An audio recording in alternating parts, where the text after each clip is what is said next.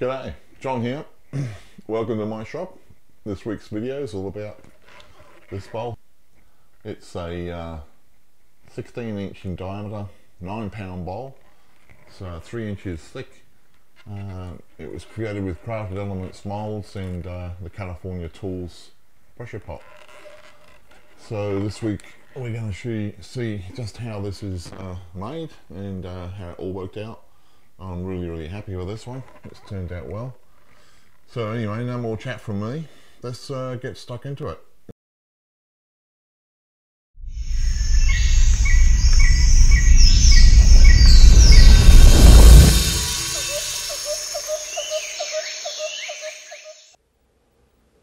So we have some cherry burl, and it's just been epoxy coated with Total Boat's deep penetration epoxy, just to stabilise some of the wood there. I've cut the burl in half. It's a burl that's very similar to the one we've got here, ready to go on the chainsaw. So the burl parts that I've just put on the epoxy is very similar to this here. The grain pattern is just amazing. This is all drying under here out of the other piece of burl that's being chopped up and prepared for the new mould that's going into the California Tools deep pot. So this is the burl now sealed, going into the mould. The 3 pieces all together, all same height, around the 2.5–3 inches.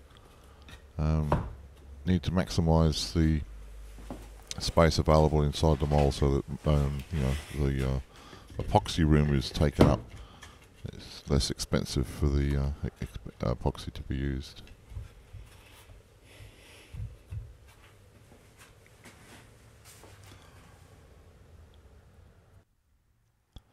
There's the mould in the pressure pot, ready to take it on. See there in the mould, I've actually put in a white epoxy into the blue tint. The idea being it gives white swirls into the bowl shape. Did work out fairly well.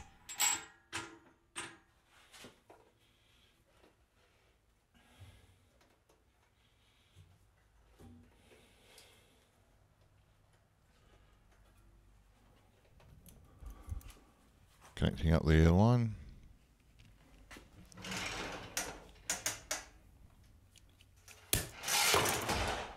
To the pressure pot. A little bit of loose fitting there. 60 pounds PSI. 3 days later, going to let the air out. Should be set. The big reveal, open up the pressure pot. Hopefully there's no cracks, thermal cracks, holes. No, it's looking pretty good. Solid as a rock. Okay, so we got the blank out of the pressure pot. Now we're going to take the piece out of the mould. This is the Crafted Elements mould, and it weighs a ton. I don't know how much. I think it was at least 1 gallon of epoxy. Fortunately, it came out like super easy. Mold release. Wow, that's looking pretty good. On the bottom, cherry burl. Got a bit of a ding there, but I can turn that out. Yeah, turn that over. So what's happened here is the white's all sunk to the bottom over the 3 days it's been in the pressure pot. And but otherwise, pretty happy with that. There's the project on the lathe, spinning up around about 450 RPM, just backing off from the lathe wobbling. Using the Hercules, Hunter Tools Hercules cupped scraper, working on that 3/4 inch ply plate that got stuck to the bowl. I'm working it off now using the easy Tools negative rake scraper on the rear of the bowl, trying to get the profile and a lot more smoother, getting the bowl into balance. It's like 18 inches in diameter, so it's fairly large, and there's a good 20-25 pounds weight in this. One of the worst bits of turning in with epoxy is the strands or strings of epoxy that gets flied off. It just goes everywhere and sticks to clothes, environment. I guess you guys have been doing this. I try to use a negative rake scraper so it doesn't shatter the epoxy when it goes around. Any of the traditional lathe tools, it just digs in, catches all the time. So negative rake is where I'm going to be at. Works well. You see here I use Starbond's medium CA to fill up some of the voids that get revealed as the turning progresses. Fill them with CA as I find them. If you sort of say, look, I'll fix that later, or come wait, the tools can catch really easy in these, and from my experience, see the void, fill the void.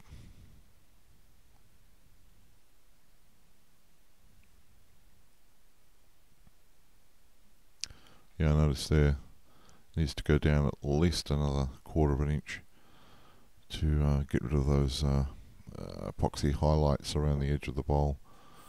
And it came out of the mould 18 inches. I think it finished up being 16.5 in diameter, so it didn't lose a lot.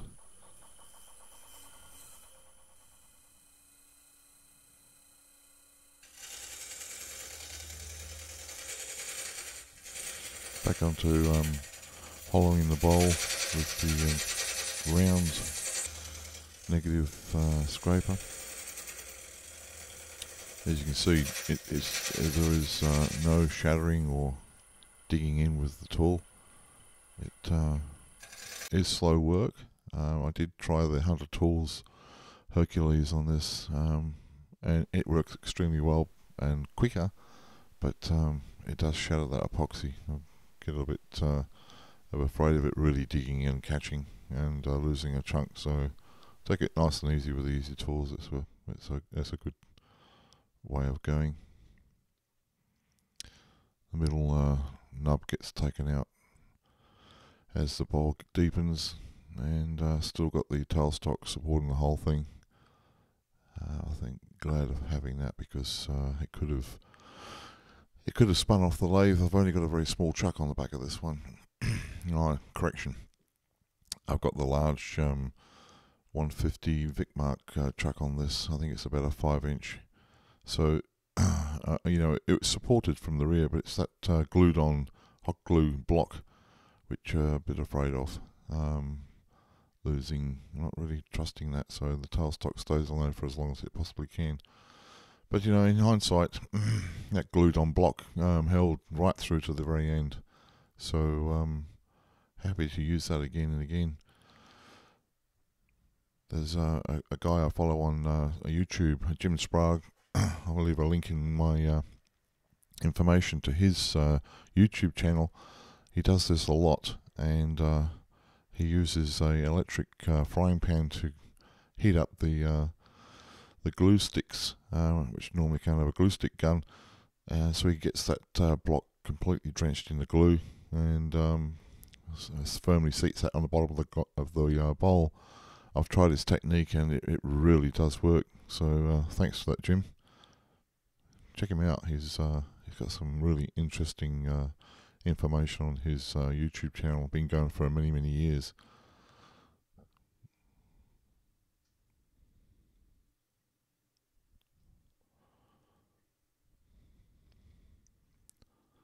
This is probably one of the first videos I've made that I've not actually sped up the video. I've had the content shortened rather than speeded up.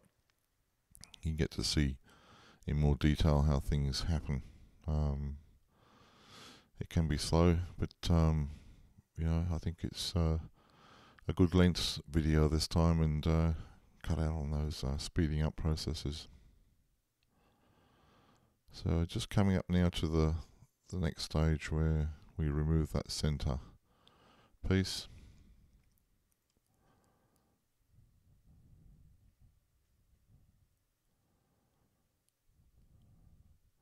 Few voids.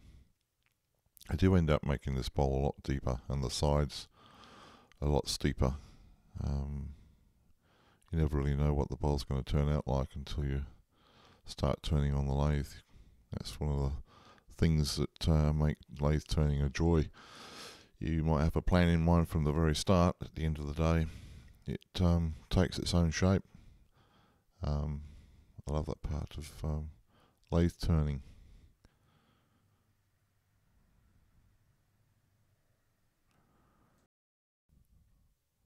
Coming in with the sanding now.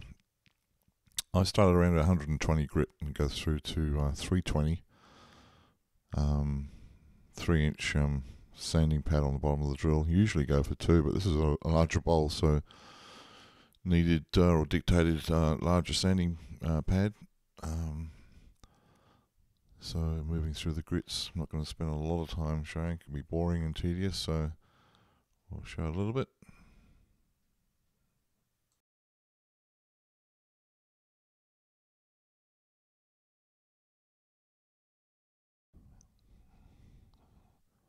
I do actually revisit it and make the bowl deeper than that.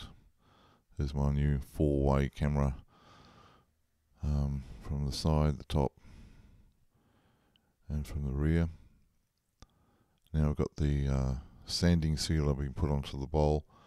It goes dry, and then finish off with another 320 sanding, just to get the surface to where the table top epoxy gets the bond.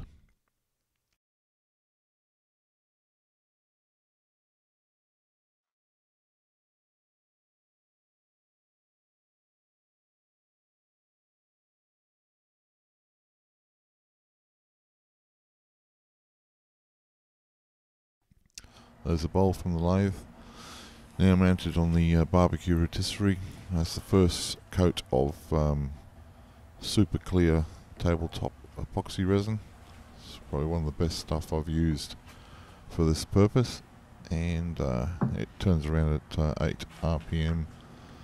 This is the first of 3 coats. The first one kind of soaks into the wood quite a bit, so little dull spots, so you'll need a second and possibly a third. Show the stills and videos of the finished bowl. I really enjoyed turning this one. It's been a great project, so I look forward to the next time. Cheers, guys.